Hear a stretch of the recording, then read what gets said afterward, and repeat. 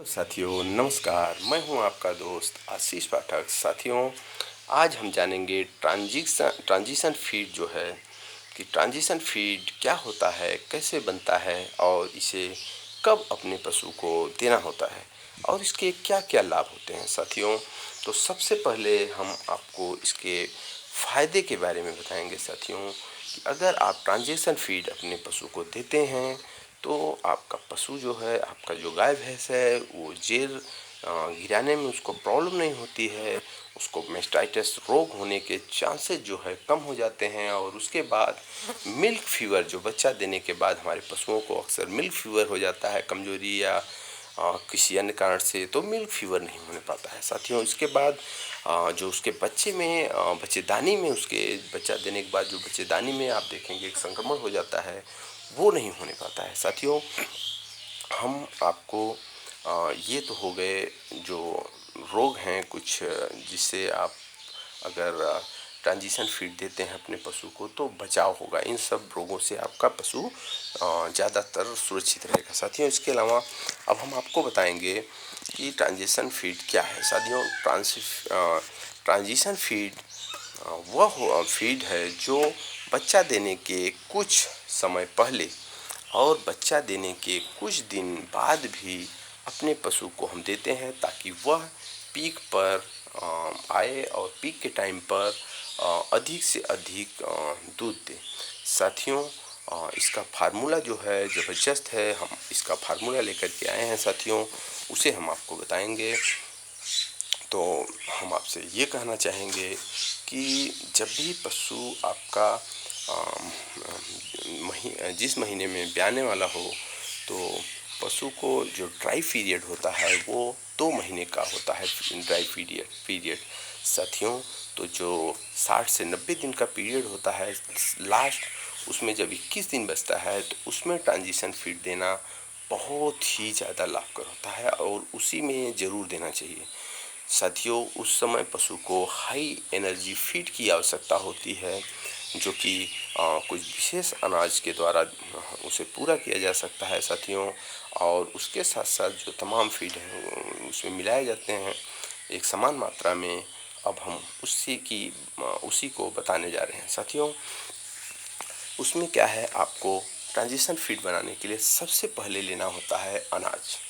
तो साथियों, अनाज में आप लेंगे मक्का ले सकते हैं, गेहूं ले सकते हैं, जौ ले सकते हैं और बाजरा।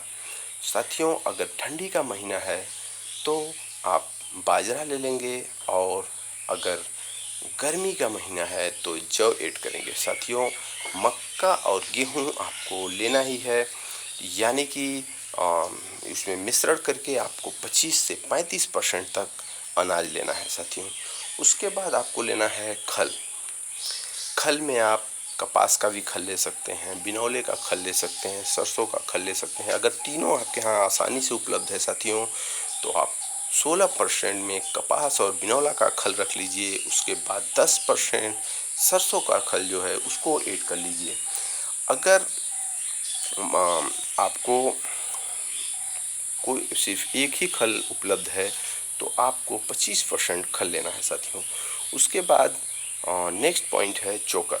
चोकर आपको 15% चोकर लेना है और चूरी जो है 10%। मूंगफली का जो छिलका होता है उसे हम चूरी बोलते हैं, तो चूरी चने का भी ले सकते हैं, मूंगफली का भी ले सकते हैं, तो उसे आपको 10% रखना है साथियों। उसके बाद जो सोयाबीन का दाना आता है उसको भी हम 5% इसमें ऐड करेंगे।